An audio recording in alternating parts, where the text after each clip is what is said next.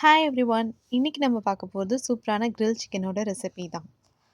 தேவையான பொருட்கள்லாம் வச்சுருக்கேன் பாருங்கள். கர்டில் கொஞ்சமாக சோயா சாஸ் போட்டுட்டு மிளகாத்தூள், இஞ்சி பூண்டு பேஸ்ட், கரம் மசாலா, மல்லித்தூள், மிளகு, இடித்த சோம்பு, மஞ்சத்தூள் எல்லாம் போட்டு கலந்து வச்சுக்கணும். இதில் ஒரு ஸ்பெஷல் மசாலா ஆட் பண்ணியிருக்கேன், அதை பற்றி நான் லாஸ்ட்டில் சொல்கிறேன். இது எல்லாத்தையும் மிக்ஸ் பண்ணிவிட்டு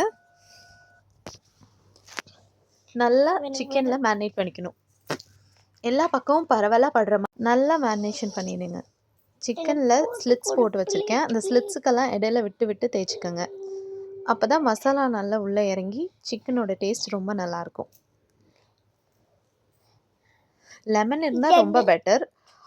லெமனோட ஃப்ளேவர் சிக்கனுக்கு ரொம்ப ஒரு நல்ல டேஸ்ட் கொடுக்கும். லெமன் இருந்தால் ஒரு 1/2 லெமன் சேர்த்துக்கோங்க.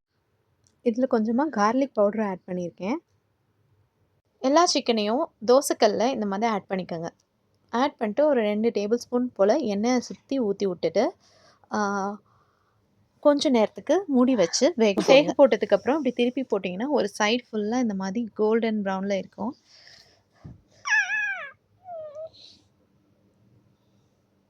பார்க்கவே இவ்வளோ அழகாக இருக்குது பாருங்கள்.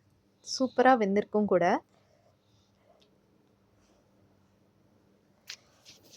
ஒரு பக்கமும் ஒரு 10 மினிட்ஸ் போல் வச்சு எடுத்திங்கன்னா போதும், அழகாக வெந்துடும். இடைக்கிட மூடி போட்டுட்டு திறந்து பார்த்துக்கங்க. சிம்மிலேயே இருக்கட்டும் அடுப்பு, அப்போ தான் உங்களுக்கு தீயாமல் வரும்.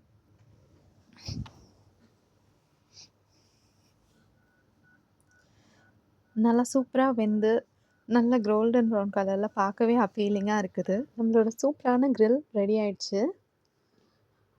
இன்னும் ஒரு ஃபைன் டச் மட்டும் இதில் இருக்குது. அப்புறம் இதுக்கு ஒரு ஸ்மோக்கி கிரில் எஃபெக்ட் கொடுக்கறதுக்காக இந்த மாதிரி கேஸில் வந்துட்டு இந்த மாதிரி ஒரு கிரில் பேன் செட் பண்ணிவிட்டு இப்படி காட்டலாம். இப்படி காட்டி எடுத்தோம்னா அதில் மேலே உள்ள பார்ட் மட்டும் லைட்டாக அந்த கிரில் எஃபெக்ட் வரும்.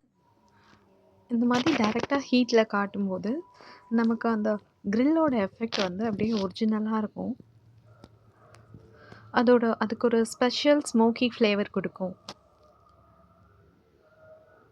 அவ்வளோதாங்க, டேஸ்டியான கிரில் சிக்கன் ரெடி.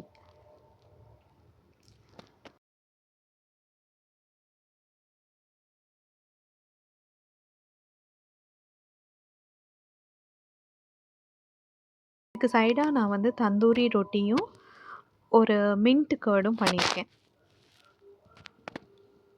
இந்த காம்போ ரொம்ப சூப்பராக இருந்துச்சு. நீங்களும் ட்ரை பண்ணி பார்த்துட்டு எப்படி இருக்குன்னு சொல்லுங்கள். வீடியோ பிடிச்சிருந்தா லைக் பண்ணுங்கள், ஷேர் பண்ணுங்கள், சப்ஸ்கிரைப் பண்ணுங்கள்.